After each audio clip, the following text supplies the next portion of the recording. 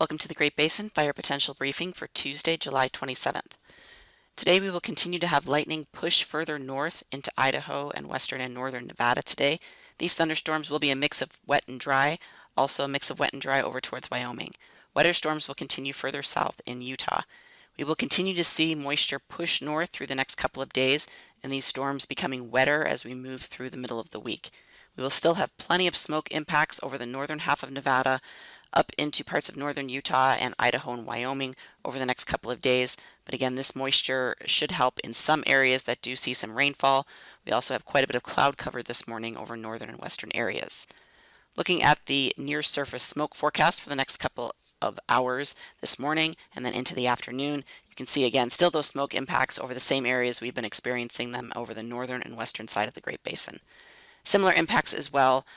Looking at the upper levels, we are seeing some northerly flow bringing in that really low smoke over parts of western Nevada from the Dixie Fire this morning, but also we will see those upper level winds out of the mainly south and southwest, but still similar smoke impacts through the day.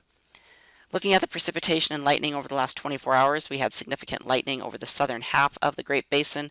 Many of these areas over southern Nevada into Utah were on the wetter side. Many locations seeing over a ½ inch of rainfall, some seeing over an inch of rainfall in parts of these heavier storms. Over parts of western Nevada, these were a mix of wet and dry. We did have some wetter storms in the higher Sierra, but most areas saw generally light precipitation. Great Basin fire activity saw a light initial attack yesterday, but we did see a new large fire in the northern portion of the Ely district. Over the last 7 to 14 days, precipitation has been mainly confined to the southern half of the Great Basin, at least with our more consistent monsoon moisture. And these areas in the south have been well above normal for the time of year, again as that monsoon moisture continues.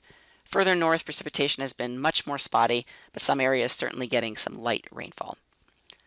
Currently our ERCs are the lowest, obviously, over the southern half of the Great Basin. That continues to see that moisture, and still above the 80th to 90th percentile across the northern half of the region, with ERCs above the 97th percentile in Wyoming, parts of eastern Idaho, and parts of northern Nevada.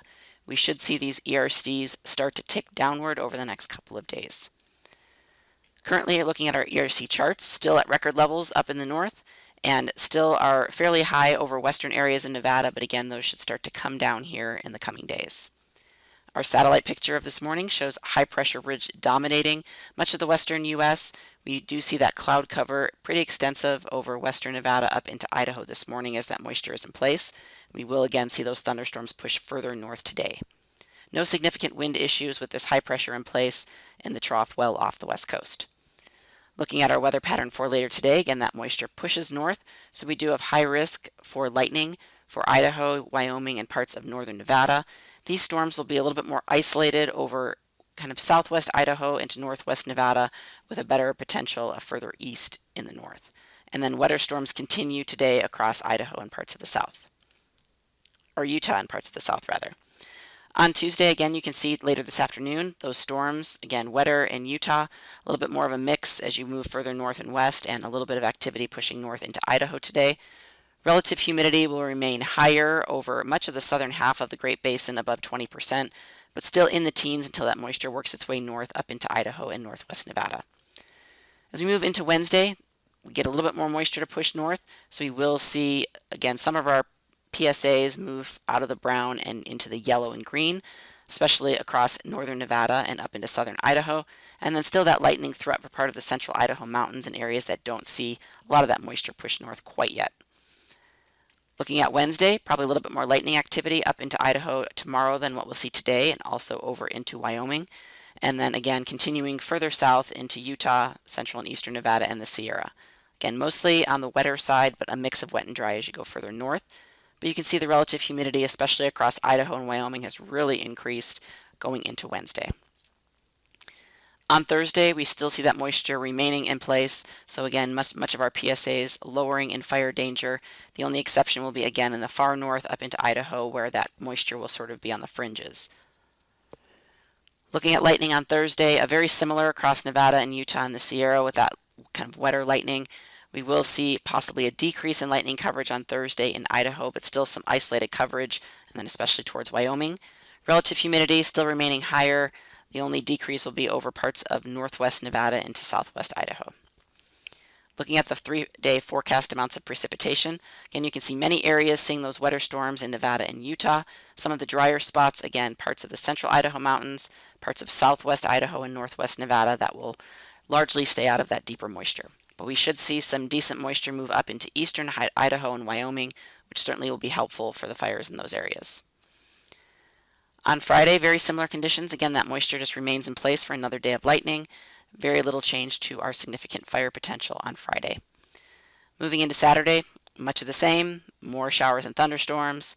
And then on Sunday, again, keeping much of those showers and thunderstorms, maybe some drier air finally working its way into the western side of the Great Basin. Could see a slight increase in some of those zephyr winds along the Sierra front, but for the most part, just continued thunderstorms throughout the next 5 or 6 days with generally lighter winds, the only exception being the gusty outflow winds.